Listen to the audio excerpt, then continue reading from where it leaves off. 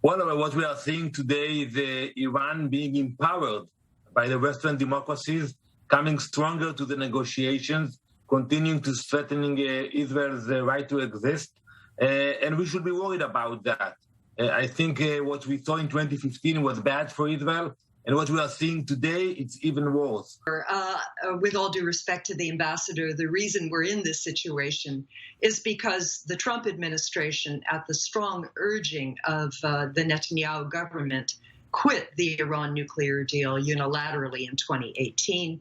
Iran waited a year, and then it started to accelerate its nuclear program again. Iran was in compliance with the agreement at the time that Donald Trump pulled out.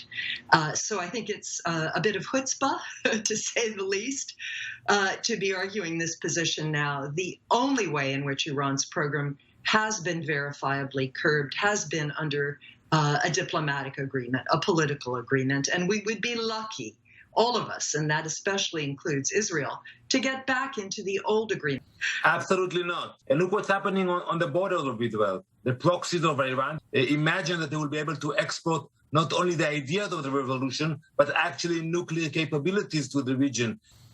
Yeah, well, the JCPOA was supposed to be the foundation for other talks about other issues. But because the U.S. quit it, because the U.S. violated the agreement, there was no prospect for talking about other issues. But the ambassador has put his finger on something important, which is that Iran's real threat to Israel is not a nuclear threat. It's a threat from groups like Hezbollah, Hamas, that get Iranian support.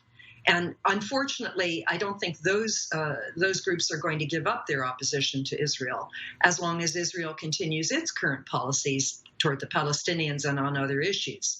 But the nuclear program is still important. It's important to address.